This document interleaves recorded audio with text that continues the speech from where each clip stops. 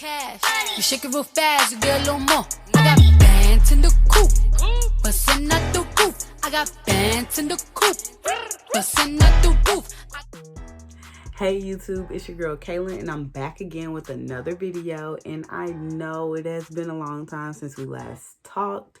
A lot has been going on. I hope everybody is out here staying safe and, doing what you gotta do in order to be successful out here. Because, it's hard out here for a pimp. It's hard out here for a pimp. So, as you can tell by the title of this video, today I will be talking about scholarships, and this is a long-awaited video. A lot of people have asked me about this, so I'm out here to give you guys a few tips and tell you guys what I do in order to be successful. So let's go ahead and get into it. Okay, so as some of us may know, there are multiple ways in order to fund your college experience. I have been blessed in order to get grants, get scholarships, and I did have a few loans when I went in to my freshman year at Clark Atlanta, but honey, I paid that off. Okay, so I'm gonna go ahead and get into how I did that. So going into college, one thing that I had to take into consideration was I'm going to Clark Atlanta. That was my dream school. It was my first choice. And how am I gonna pay for it? It was $38,000. I believe the tuition was $38,700 and something, whatever. And so I had to find ways in order to bring that cost down a little bit. And as a freshman, it is so hard to bring down the cost of your tuition because you have to stay on campus. You have to get an unlimited meal plan. There's a lot of things that you have to do. One thing you didn't have to do was get the school's insurance. So that would be my first tip. I brought down my tuition as much as I possibly could by taking out the insurance, for example. So I waived the insurance, and that was like $1,000 off of my tuition. The next thing I did was I worked super hard in high school. I was very involved. I was in like 20,000 clubs. I was, taking on leadership positions. And with that came scholarships, okay? People were super impressed with the fact that my resume was about 2 pages. Don't let your resume be 2 pages. Please don't. That's not okay. Like, your resume should be 1 page, but, I didn't know better. I was in high school, and my resume was very long, so I made sure I had those extracurriculars. I made sure I had that community service. I made sure that I had that work experience. And at the end of the day, it is not about what's on your resume, so to speak. It's how you present yourself. Because at the end of the day, we all have work experience. We all have been challenged in certain areas that we have pushed through and been able to succeed. For example, one thing that I truly highlighted was working at Chick-fil-A. I'm really great at working at fast-paced areas, yada yada, that type of thing. And I just made it sound like super cool. One of the biggest issues people say they have when applying for scholarships is that it takes so long, and I promise you it doesn't. All you have to do is have everything already set up.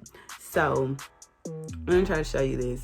This is my little resume, and it's 1 page now. It's really short, but this is basically a summary of everything I've done and everything that is most important. What is that, one sentence that you want to get out about yourself and your brand? So the first part of my resume, I want to connect and work with individuals and organizations that will allow me to pursue opportunities that help achieve my career goals. Ultimately, I would like to position myself to have a tremendous positive impact on society. As a journalism major, my whole platform, so to speak, would be to change the narrative on African Americans within news and media, because I want to portray us in a better light. And that's just something that I hold dear to my heart. So think about something that you hold dear to your heart and something that you're super passionate about, and how you're going to use your future career and your college degree to change the world. And that will be that will be the one thing that you would want to highlight every time you do something. So the next most important part of applying to scholarships would be the essay. And I know when you hear essay, you're probably like, girl, bye. Girl, bye. Bye. Get out. Get out. Get out. No, I'm not trying to write. But, I'm a journalism major, so I kind of think writing is fun. But if you're not the person that likes to write, Don't be worried, because most scholarships ask that same question. Tell me about yourself. Tell me about your future. How will you do this, that, and the third in order to change the world? How will you use your future college degree in order to impact your community? All those type of things. And a lot of the time they're under 500 words. And even when they're like 200, I take the most important chunks and then I put it into one and I submit it, and it makes my life so much easier. It only takes like 2 minutes tops. Then I have to read over it, which doesn't take that long. And please, please, please read over your applications. Do not just turn in some crap, because that's what you're going to get back. Crap. Nothing. So when it comes to the essay, there are a couple key components that you want to make sure that you have in every scholarship essay that you write. And I was fortunate enough to learn this at my university. I had already written my scholarship essay, honestly, in high school. But one major thing that a lot of people don't really think about is the fact that when we go to college, everything kind of changes. You know, your resume cannot stay the same as it was in high school. Your scholarship essay cannot stay the same as it was in high school, because you're not that same person and you're also chasing different things. Back then you were trying to get into college and you're trying to pay for college. Now you're already there, but now you're trying to pay for college. So, you know, depending on where you are in life, it needs to fit that, or else it won't make sense. And then they'll know you copied and pasted, and then they'll feel like you didn't put in any work, and then it's just not gonna work out, and then you'll be like, why? And then, yeah, you're gonna be pissed. So let's talk about those key components that needs to go into every scholarship essay that you write. Okay, so one of the major things is you should always introduce yourself. Hi, my name is Kaylin Carter. I am a freshman mass media arts major at Clark Atlanta University. I'm from, blase. This is what I want to do in my future. That should always be your introduction. Don't ever assume, and it's the same thing when you're writing just regular essays, like in English class. Never assume that your audience knows something. You should always be there to provide for them, because you're the writer, you're the storyteller. The next portion is, why is this so important to you? And personally, people that know me know that I take care of my sister. She's older than me and she's disabled. So, that's something that I talk about. Hey, I'm a first generation college student.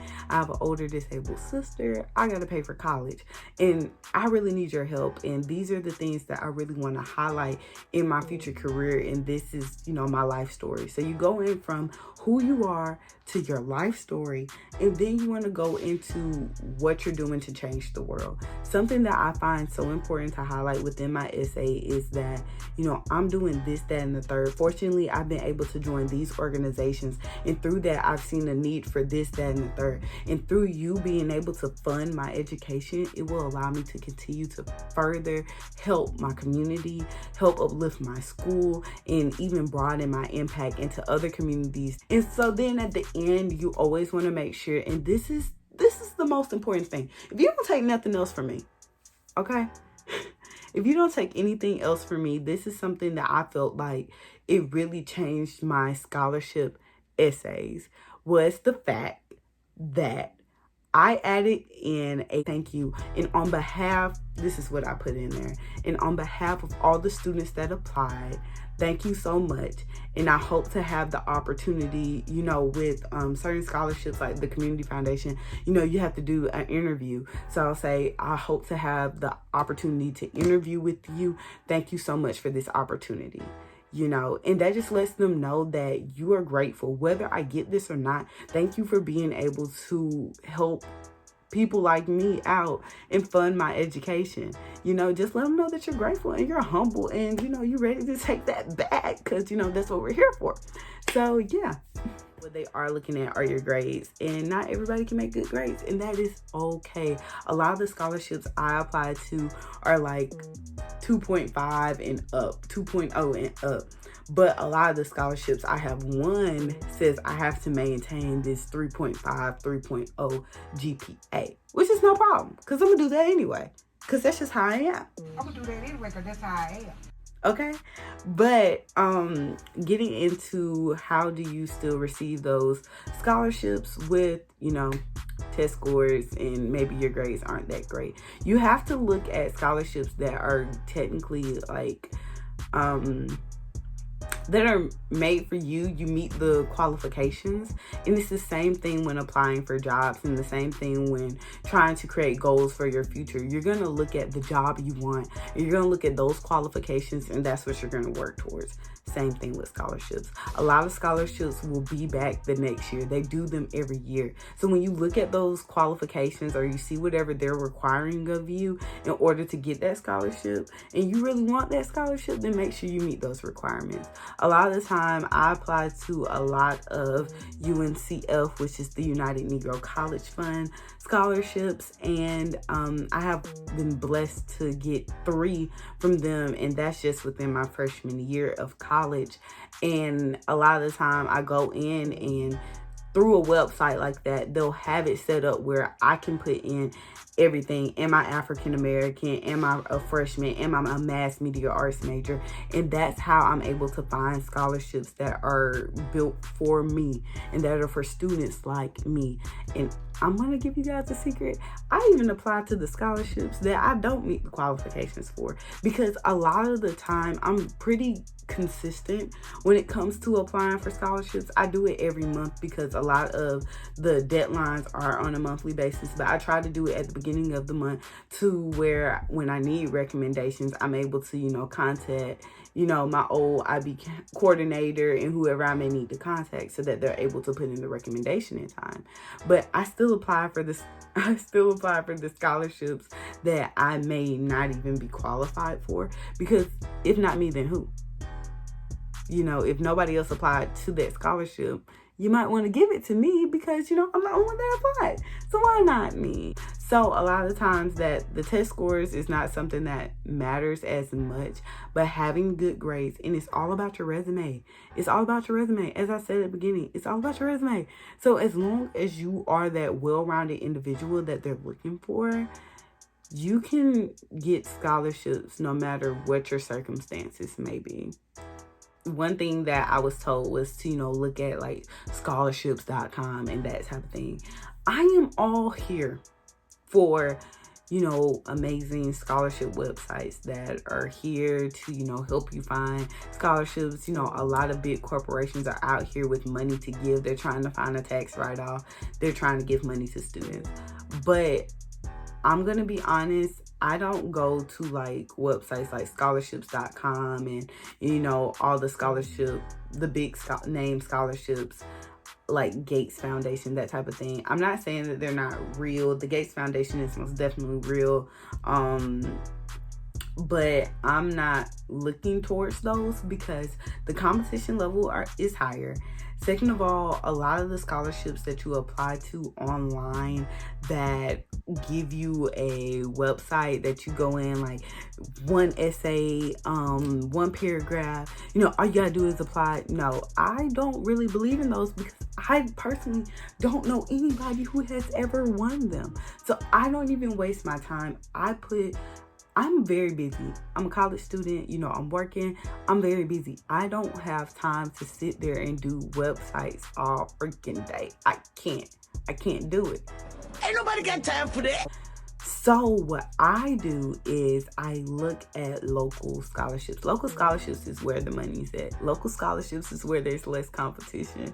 I promise you. So something that I did this year was apply to the Community Foundation of Greater Atlanta. Every area, I believe, has a community foundation. So look for those types of organization, nonprofits. They go to their websites. They have a scholarship thing, and that's where I get my scholarships from.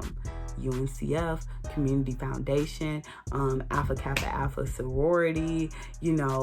I apply to all of them because they are literally here, and they're not only there for scholarships, they're also there to build your network, which is something that is so important. And that is another reason why I have received a lot of scholarships. I truly believe is that I focus on building my network, maintaining my network, and continuing to stay in contact with people, because you never know who somebody else may know.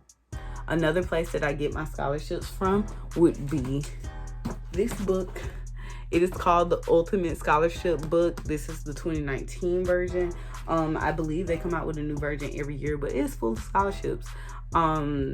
some of them are like websites and stuff, but a lot of the scholarships in this book are scholarships that, you know, come out every year. So I'm not going to go buy a new book for 2020, but I will be, you know, if I see a scholarship and I see that it says it was due May of 2019, then it's probably going to be due May of 2020, May of 2021. So I just stay up to date with the scholarships that I want, the scholarships I need to do. I keep it in my planner and I apply for them. So you've applied to some scholarships. Now what? So after I apply to the scholarship, something that I love to do is to send out thank you cards or even send out an email. So when it comes to local scholarships, you will typically send it to an address or email address. And so something I would do is I would attach, you know, a thank you letter or a thank you e-card or something saying, thank you so much for this opportunity. You know, regardless of if I'm chosen or not, I am so grateful to people like you who are here to fund the opportunities for kids like me to continue our education. Something short, something simple. I hope to speak with you soon. Yada yada. Hope to see you again. Whatever. Thank you cards are so important, and they're not only for, you know, gifts and stuff, because a scholarship is a gift. So you should say thank you whether you got it or not, because that's how they will remember you. Something else that I do when it comes to my scholarships is that I stay in touch, especially with whoever I had to send the scholarship to. Something I did about a month ago was that I sent out a thank you card, a thank you letter, and then a little card with a picture of me to everybody I got a scholarship from. And I made sure to say, hey, this is what I have going on now. I'm so grateful to you. You know, I'm still winning scholarships. I'm still out here trying to fund my education. So if y'all have a little money left over, holla at your girl, because I need it. And so that's something I have personally seen, is that a young man that when I was at a scholarship event, he stayed in touch with them and they invited him back because they had funds left over and gave him another scholarship. And so you never know what could come out of you just saying thank you and you just reaching out and letting them know that you're grateful for the opportunity. Okay, y'all. So a little quick summary. Essays. Know how to write them. Make sure you have all the key components, and make sure that you let them know, hey, I'm poor. I'm out here trying to change the world. Please give me some money. Please. Please. Number 2, make sure you have that good resume. You want to make sure that you look as great as you are on paper as you do in person, if that makes sense. 3, I get my scholarships from local places and places that send back emails that will let me know, hey, you didn't receive this scholarship, or hey, here's your award letter. When they email you back, that's how you know that they're legit. So, I'll leave some websites down below, and I'll leave, you know, the type of scholarships that I apply to. And yeah. Number 4, thank you cards. Make sure you say thank you. Always say thank you. Always be gracious. Best revenge is your paper. Period. SAT and ACT scores, just making sure that you always have good grades and that you are maintaining your academics. That is one of the most important things. It's the least that you can do. I understand we all get busy, and doing community service is hard, and that's something I have found out in college is hard to maintain. But making sure that you at least keep up your academics can open many doors from you.